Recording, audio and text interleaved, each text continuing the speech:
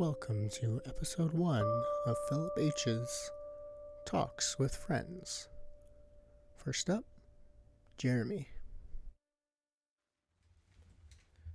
All right, we're rolling. Jeromy, good to have you, buddy. Absolutely. Thank you for coming by, my friend. Yeah. This first episode is kind of workshopping like ideas too, as well as getting to know Jeromy. Who is Jeromy? Quick little backstory. Jeromy is my oldest friend. We met almost 24 years ago. He's one of the best. He's the best drummer I know. He blows glass very well. And I need my notes. Oh, and he's a bicycle enthusiast. That's right. Oh, yeah, absolutely. Over the last couple of years. So delve into anything you want while I open this up. How are we doing today, Jeromy? Doing pretty good, my friend. It's good to see you. Good to have you over, as always, you know. Yeah. And, it's hard to know what to dive in first, There's an easy one would be glass, and probably the biggest hobby that I've devoted the most amount of time to overall. And did it for a living for a long time. Kind of gone back and forth between doing it for money and doing it for work. And over the last 10, 15 years? Overall, I think it's been 13 years. Right on, man. Yeah. Congratulations. Yeah, thank you. We will post photos, and we will plug Jeremy's Instagram later. Yep. Oh, I forgot. I wanted to open every podcast with a favorite joke. What is your favorite joke? Well, that's tough. Or something funny. Oh, boy.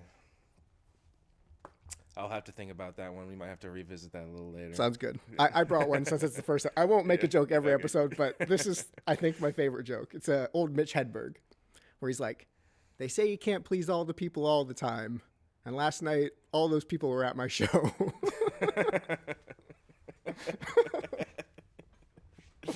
He's unbelievable. I'll never forget when I first discovered him. He was one of those, just flagship amazing. Yeah, well, in a half an hour special, you get like 600 jokes. Like it's so good. Right. Not a lot of people can do what he does the way he does, or even close to it. For sure. One of a kind. Well, Dimitri Martin has like those short form jokes, but not as funny, I don't think. Yeah, right. Yeah, he was a heavy hitter for that type of style. You know, definitely a pioneer. Yeah. So this is what I was thinking about in the car ride over. I was shuffling through my songs on my downloaded ones, and The Hazards of Love, The Wanting Comes in Waves turned on, and I was like, of course, this is synchronicity. Oh, yeah. That's one of those things overall in general, just the Decemberists and all that kind of style of music. I can't help but think of you in general and us back in the day and just being so into it and just how great it was. Yeah. Oh, it's still great. It's still great stuff. We were like, for context for the people, we were 8, 10 years old. Your dad brought home The Hazards of Love. Oh, yeah. We're playing like Ratchet and Clank, and we're like... Yeah.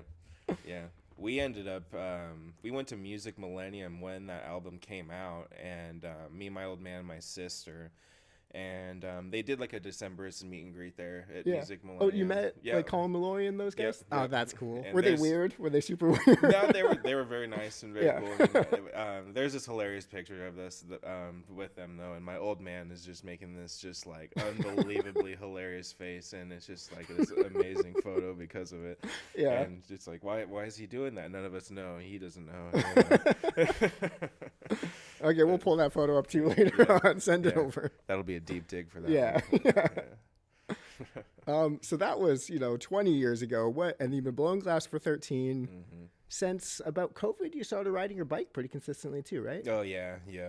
Ever since I moved back here from the coast, I was kind of trying to just change up what I was doing and improve my life and find ways that I could enjoy myself while I'm doing that. And I just really enjoyed it right off the bat as soon as I tried it. My good friend Brendan, God bless him, he's the best.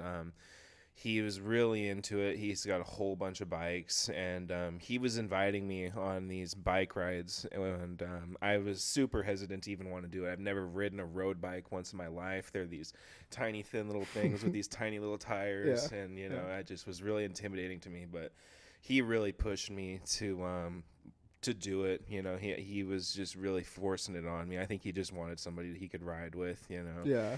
And did he push you for like miles and miles? Oh yeah, or- yeah. oh. He was such an intense rider. He would just power up these giant hills like it was nothing, and look behind him, and be like, "Oh shit!" He was, and God bless him for that too. Because Yeah. I learned that I could really ride pretty hard and long distances from doing that with him. And Push the limits a little bit, right? Absolutely. It's that Kurt Vonnegut. You don't know where the edge is until you've stepped beyond. Yeah, So. absolutely. And this one time, he just randomly reached out to me, and he goes, "Oh, you want to go on a bike ride tonight?" I'm like, "Yeah, let's go." And we rode from here into Gresham, and then we rode down the Marine Drive bike path all the way down towards North Portland and Delta Park. Damn. And then we looped around all the way back towards Powell, and then we went down Powell a good ways, and we did just this big giant Portland loop, and it was 50 miles. Woo, And tonight?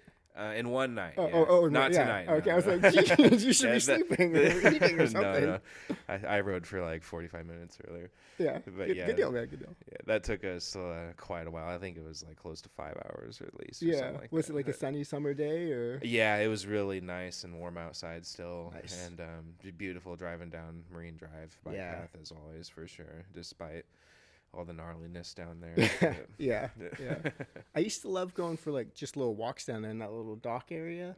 But there's something special about being on a bike, feeling the wind on like a warm day. That's nice. There's something special about being on a bike right down by the water like that too. It's just like there's not a lot of places like that. And I've realized where you can really just get flying right along big body of water and get that nice water breeze going. Yeah, definitely. Today you mentioned also open water swimming maybe becoming the new activity. Oh, yeah, absolutely. Yeah, you just briefly mentioned that the other day, and I've wanted to do more swimming type activities in general for a long time, and it's like I have such sensitive skin in general. I don't really like being in chlorine pools, and Even though he swam competitively for 10 years. Oh yeah. I know that was like just hell on your skin. It was for sure. Oh, I I'm was sorry. dried out the whole time for Okay, sure. I don't want to sidetrack too much. We had a kid on our swim team who was allergic to chlorine. Nate Solberg would eat pepperoncinis after practice to blow snot out of his nose. Yeah, I forgot about that. That's But hilarious. sensitive skin, open water, just being out in nature. You being in nature in general, finding a good excuse to be out in nature. Having my excuse to be out in nature generally in the past was to be out fishing. And it's great. I love doing it. Spend a lot of time doing it, but it's not the most physically strenuous activity. You know? It's like meditation. And, You just kind of sit there and Zen mode. And it can be hard on your forearms or whatnot, but you're reeling in a marlin or something big. Yeah, but I think it's great to trek long distances out in our beautiful Pacific Northwest nature we got, because we got endless amounts and endless bodies of water that we can swim across too, and some really nice ones. And just upon doing a little bit of research, there's some really big lakes where there's not even boats, so you can just swim across the whole thing. You're not gonna get hit by a boat. Something popped up on the internet a couple days ago about Abiqua Falls. It's kind of by Salem. Have you been there? No. We should head that way. Yeah. It looks pretty cool. For sure. Yeah. And that's the thing about Oregon, like, we're pretty blessed. Like, there's no giant spiders trying to kill us. There's beautiful greenery. We got the coast. We got deserty area. I think it's easy to forget how many large lakes there are, even in just in Oregon in general. There's dozens and dozens of them, and a lot of them are really clean and really nice and really good to swim in. Yeah. And so I get cold, but it's fun to go for a little plunge. Yeah, for sure. I know. I was thinking about Crater Lake because that would just be the dream open swim, right? But yeah, the water there is freezing for sure. There's like a little cliff you can jump there. I don't know if they're letting people in the water anymore. This was like 10 years ago, maybe. But we saw a bigger cliff, so we went out to it.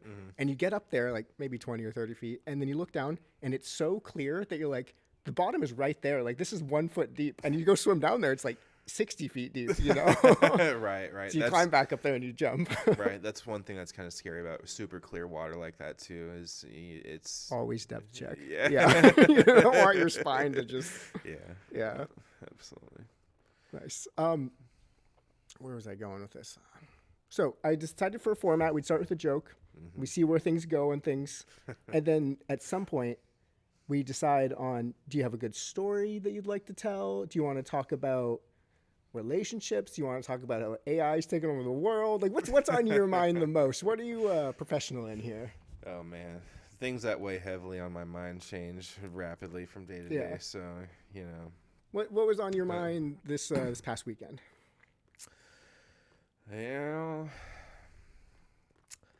I've been kind of revisiting making jewelry. It's something that I've done periodically in the past and have had some good success doing, but it's not something I've really had.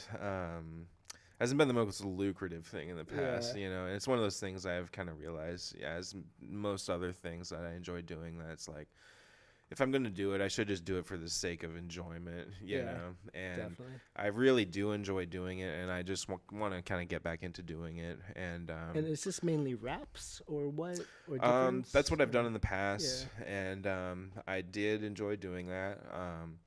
But I want to get into more kind of just your classic style jewelry, like solid one piece rings and pendants and whatnot. Yeah. And the method for making them is casting them. And what is casting? it is, you are liquefying the precious metal, whether it be silver or gold or platinum, and you are spinning it at the high rate of speed, sending it into a plaster mold that you made that has an impression of the jewelry piece that you're making. And you make the impression by carving out a wax model. Yeah. And so there's a number of different steps to it, and you got to get every little piece dialed in, and it's just been fun kind of going through that process, because a lot of that involves expensive tools that I have for glass blowing already, such as a torch and a kiln. Right. And so utilize it in every way you can. yeah, right? exactly. I got multiple torches, multiple kilns. I'm not doing a lot of glass lately, and so yeah, I've just kind of been slowly working on that as a project, and just kind of getting to some casting of gold pieces. And kind of to touch base on what you said earlier too, it's like we're almost 30. We're about 2 weeks apart, our birthdays. Yep, exactly 2 weeks. And I'm older. And you used to rub it in my face. When now I'm the old man. Like, I'm the eldest, therefore I get the favor in this situation. This is what I've been reflecting on recently. I think I told you at the river. It's like, stop being so selfish, you scoundrel. It's human nature. But it's kind of, as you're getting older, it's like, I want to have a passion project. I know this isn't going to bring money, like podcasting or something. Yeah. But at the same time, I have to make money. We're getting to the age where we have to like live in society, but also have enough time to do the fun things. Right. Right. It's a trick to make the fun thing into something that makes money, for sure. Yeah. And then I wonder if it wouldn't be fun at that point. Oh, I've lived that for sure with glass blowing. It started out as something that was nothing but fun, nothing but good times, and putting lots of money into it, not really caring much about it, getting anything out of it. And as the years go by, it becomes more serious, and you need to really get something out of it in order to survive, because that's what you're doing. Yeah. And once the stress really piles on, it can really feel a lot different, for sure. Yeah. I was taking a psychology course recently, and they talked about Maslow's hierarchy of needs, and like the top being self-actualization. And they're like, I think it was William James. He went back and he's like, who's actually self-actualized? He's like, about 6 people in all of history. So it's not like a reasonable goal. It was like Jesus and the Buddha and like Abraham Lincoln or whoever. Yeah. But what we can do is self-transcendence, which is like flow state or being in the zone. I feel like I don't really need to describe the flow state or zone, but you can do it with sports or making music or blowing glass. And people who are in the zone state and the flow state more often describe their lives as having more meaning than people who are not in flow states as often. So there is a lot of value to just kind of getting carried away in something, right? Sorry, not to get too like that's been on my mind like all week. I'm like, I got to share that. No, absolutely, very relevant point there, for sure. Yeah, and it's when I've noticed when I tend to not do those types of things, or I don't have the opportunity to do those types of things, my life definitely feels like it lacks much meaning, for sure. There's just something in just making something with your hand, even if it's just for yourself because you thought it would be cool because it was something you thought of. That in of itself has so much value that it's hard to really quantify. Yeah, a lot of my songs after I'm done, I'm like, these aren't very good, but that was so fun making it. Like you're so excited about it. Like this is the best one yet, you know? Right. And I haven't done much music recording, and that's a big reason why I would like to do it, just for pure enjoyment and fun. Just Yeah, putting we stuff are together, in Jeremy's garage staring out at the trees, and behind us is a big old drum set with all this gear. We got a keyboard. Jeremy's I'm excited to hear what he whips up, or if we team up on something. He's quite talented at pretty much everything he tries, you know? I don't know about that, but Oh yeah, okay. I try my best at whatever I do. I will say that. Good. That's all I can ask of a man. Let's see. I wanted to do a joke for every podcast, and then at some point talk about like some of your favorite song lyrics. I should have prepped you more on this, but we're first episode, you know. Yeah, So- I figured you at least had some sort of subject material planned. Yeah. So, Well, and that's what it okay, is. so this is where this came about. I was on ChatGPT last night at like midnight, and I was like, what do I need to form a podcast? Like a microphone? I was like, got it, you know? And then it's like, they're like, what do you want to do? I was like, I want to talk with my friends. They're like, you should call it Talks with Friends. And I was like, genius, that's genius. And here we are, 17 hours later, Yeah. doing the first one. We're probably like Talks with Friends number 7,550, but Yeah, no, it'll be It is easy to what beat it the is, algorithm of this. yeah. And that's my brother is like, and I was in this mindset a lot in my early 20s. Like, you got to prove your worth by being successful or famous or something. And it's just not the case. Oh yeah. Yeah, I don't know. I know so many people who've achieved what their culture of whatever they were into decided was fame, and so many of them, it never amounted to anything for them in the long term, and they're just normal people like everyone else. Yeah. And it's something that sounds and so much more rewarding than it really is, I think. Right. And don't get me wrong, it would be nice to achieve that, but at the same time, I'm realizing it's not everything. Like, because you really have to sacrifice so much to be the best at something. Right. And I also am coming to terms with I don't think I have it to be the best. Even if I gave it all, it's like I hear you. But you try your hardest at everything you do, right? Yeah, right. It's they say comparison is the thief of joy, right? Yeah. And when you do anything, it's easy to just get lost in how good all the other people are at it to the high level that they are, and that's it's like that Hemingway quote where it's like, be superior to your former self. It's like, am I better than I was last week? Yeah. Right. Okay, good. That's really what's important to me. Like as long as I myself am improving, that is really what is important to me for sure. And with what people of the highest level are doing, it isn't really super relevant to that. No. Also, like, how much can we make a difference in like community? Like, it would be cool to reach this number of people somewhere, but it's like, well, I live here in this town. Can't I just be like a positive energy for everyone in this town, and that should be good enough, Right. I know. It's easy to be that way for the people that right? Yeah. But it's hard to bring people together because everyone's so closed off, Right. I heard a quote recently, and I'm gonna butcher it, but it was like, strangers are just friends who haven't shared their secrets yet.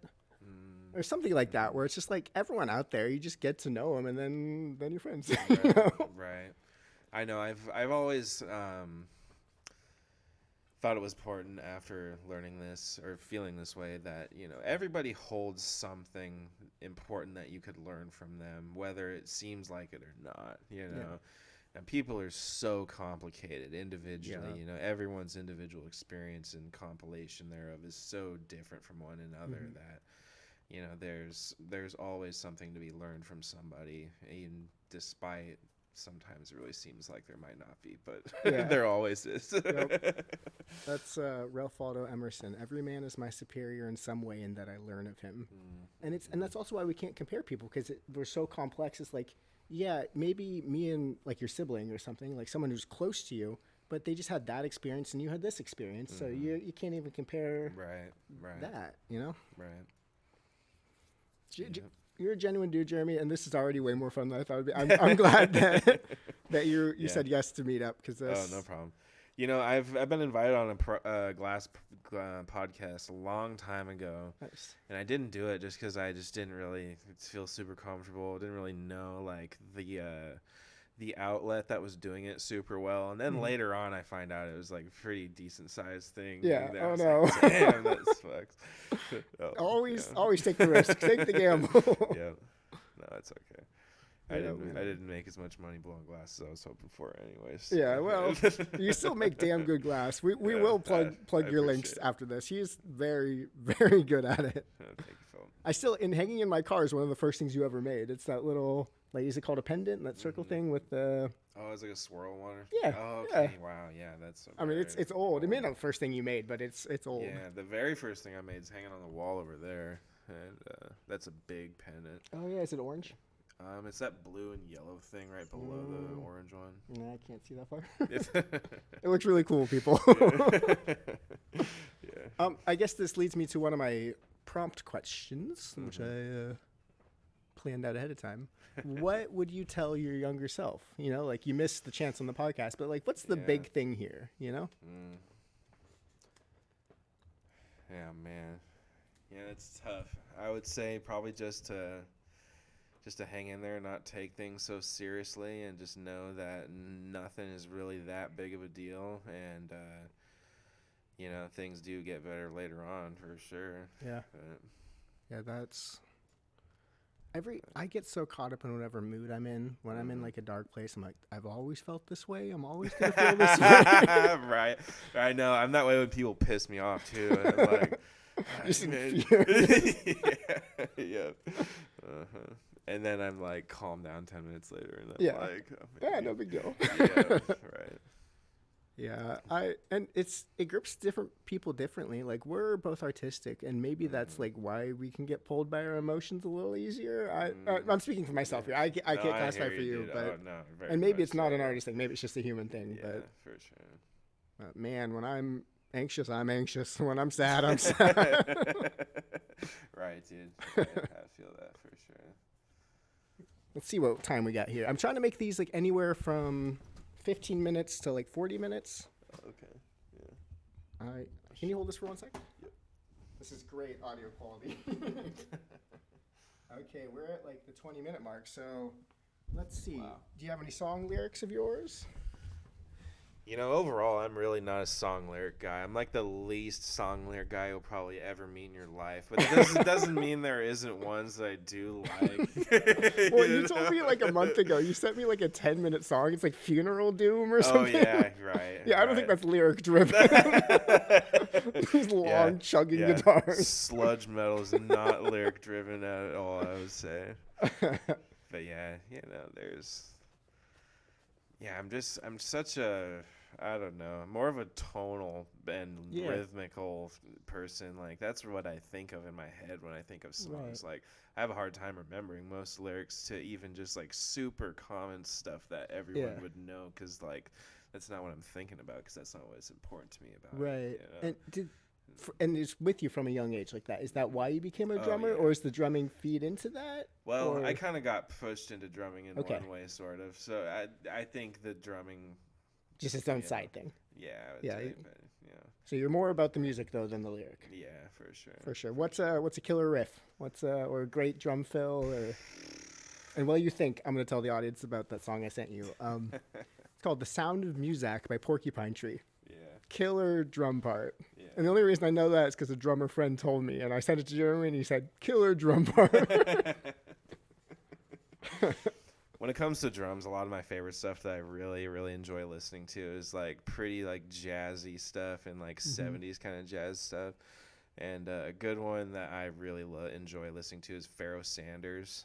He's pretty ethereal, kind of spiritual kind of jazz. Yeah. And some of it's like absolutely just ridiculous concoction of noise that most people couldn't listen to. Some of it's insanely good. Translation: Jeremy's cooler than us all. When we did an impromptu trip to the coast last summer or 2 summers ago. Oh yeah. At like midnight, and the only we're listening to the jazz radio station. Remember that song that was like 20 minutes long, and it was a guy just going.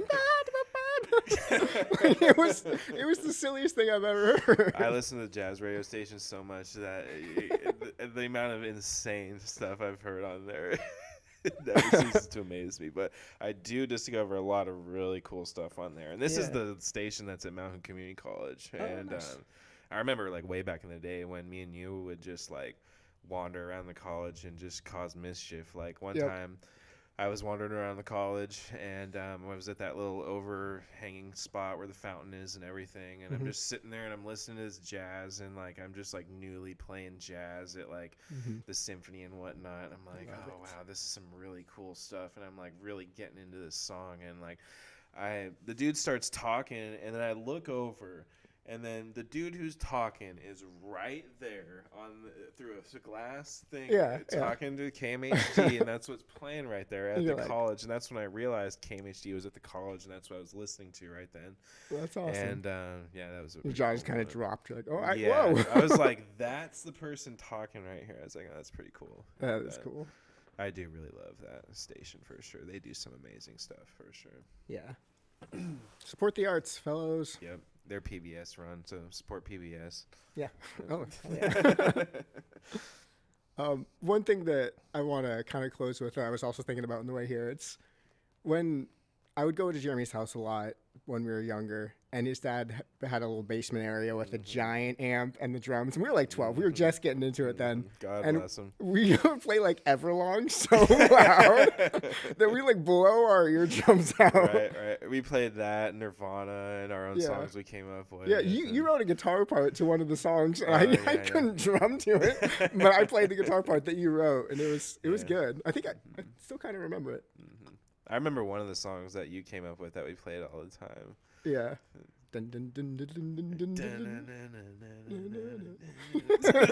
Dude, we gotta get back into that punky stuff. Yeah, we played our music loud as hell in that basement. That was a great time. That orange fucking basement. Yeah. Dude, I thought it was okay, yeah, you're right. Yeah, you live there. I for some reason I was picturing yellow, but no, it was orange, and it had like this like lime green like trim on the bottom. Yeah, because your dad's like a college girl's dorm room in here. Yeah. He's the one who picked the colors. It was cool. We were just talking about that earlier today, actually, or yesterday, I guess. Yeah. Nice. Yeah. Good times in that basement. I learned a lot about playing music down there for sure. Nice. Well, Jeremy, thanks for your time. Yeah. Thanks for reminiscing, sharing a little bit. Yeah, I'm sure we'll have you back on the podcast when I run out of friends and about 6 friends. So. Do you want to tell the folks how to find you? And then I'll put it in the description below, too, for Glassworks or if you have any of that stuff still. If you're looking to find anything I do, I would say follow me on Instagram, which is brunelle.pdx, BRUNELLE.pdx. And I do mostly glass blowing on there and jewelry making and whatever else I feel like doing. So it's good stuff. It's good stuff. Thank you, folks. Have a good night.